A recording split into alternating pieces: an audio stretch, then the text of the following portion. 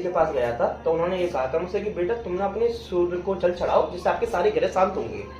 तुम्हारी मेरा एक सवाल था उनसे, लेकिन कुछ ऐसा क्लियर नहीं हो पाया कि उन्होंने कहा कि सूर्य को जल चढ़ाओ आपके ग्रह शांत होंगे। अब कौन से ग्रह शांत होंगे, कैसे शांत होंगे, ये तो हमें पता नहीं है और इस बात से गुरुजी भी नहीं बता पा रहे थे ढंग से। तुम्हारी अब समस्या आती है, क्या होना चाहिए? देखो, वास्तव में कार्तिकेय होता क्या है कि जो हमारे सूर्य हैं ये साक्षात भगवान का स्वरूप है। पृथ्वी पे जो हम कह सकते हैं कि भगवान को नहीं दिखा, तो सूर्य भगवान को आप देख करके हमारे हिंदू धर्म में इनको सूर्य नारायण कहा जाता है। और सूर्य 7 ग्रहों का स्वामी होता है, केवल राहु केतु को छोड़ करके। तो पंडित जी जो अपनी भाषा में बात कर रहे थे तो वो ये कह रहे थे कि आप सूर्य को जल चढ़ाएंगे तो आपके 7 ग्रह शांत हो जाएंगे, शनि को इंक्लूड शनि को मिला करके।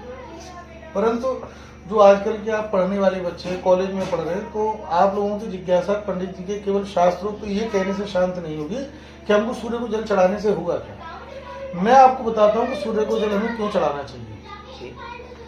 देखिए, सूर्य को जल चढ़ाने का जो विधान है वो ये है कि आप हमेशा उगते हुए सूर्य को जल चढ़ाएंगे, और जो उग चुका सूर्य हो, जो धूप की तेजी दे रहा हो, उस सूर्य को नहीं चढ़ाएंगे। जब सूर्य लाल रंग कलर में हो उस समय आप सूर्य को जल चढ़ाएंगे। अब आप उगते हुए सूर्य को जल चढ़ाने के लिए बेटा आपको सूर्य उगने से पहले स्नान करना पड़ेगा, यानी आप सुबह जल्दी उठेंगे, आप लगभग 4:30-5 बजे उठेंगे, फ्रेश होने जाएंगे। सूर्य निकलने के बाद जितनी देर बाद आप उठेंगे उतनी ही देर में आपका मल सूखता चला जाएगा। जितनी सूर्य की गर्मी बढ़ेगी आपके पेट का मल जमता चला जाएगा और आपका पेट साफ नहीं होगा, जो कब्ज होगी। सूर्य की गर्मी आपके पेट के मल को सुखा देती है।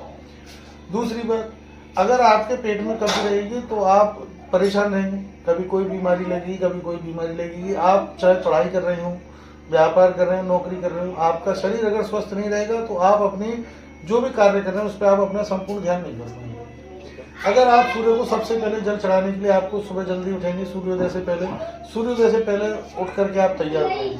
और सूर्य को जो जल चढ़ाने का तरीका है वो आप तांबे के लोटे में जल आप लेंगे और उस जल को अपने सर के ऊपर से जब आप उसको छोड़ते हैं तो वो जल जब आपके सिर के ऊपर से निकल करके आपके पैरों तक आता है और सूर्य की किरणें जब उस जल से टकराती हैं और वो जो रिफ्लेक्ट आता है ना, वो सूर्य की किरणों से पानी से टकरा करके जब वो आएंगे उस जल से, तो वो आपकी बॉडी में जहां जहां से टकराती हुई जाएंगी उतना शरीर आपका निरोगी होता जाएगा। सूर्य को जल इसलिए चढ़ाया जाता है कि आप निरोगी रह सकें, बाकी ऐसा कहीं कुछ वो नहीं है कि आप क्या करेंगे। जब आप जल्दी उठेंगे तो जल्दी तैयार हो, जल्दी पढ़ाई पे जाएंगे, या अपने समय से कॉलेज जाएंगे तो आप पढ़ाई ध्यान से कर पाएंगे, या आप दुकान चलाते हैं तो आप अपनी दुकान पे जा पाएंगे, या अपने ऑफिस आप समय से जाएंगे।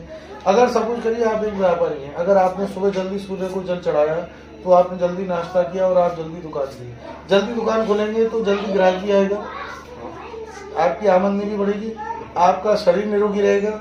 और जब उगते हुए सूर्य को आप देखेंगे, उगते हुए सूर्य को आप आंखें मिलाएंगे उससे, तो आपकी आंखों की नजर तेज होगी। आपने मोहब्बत के फिल्म में अमिताभ बच्चन को देखा होगा कि वो सूर्य से आंखें मिला देगी, तो सूर्य से आंखें आपको केवल उगते हुए सूर्य को मिलाएंगी।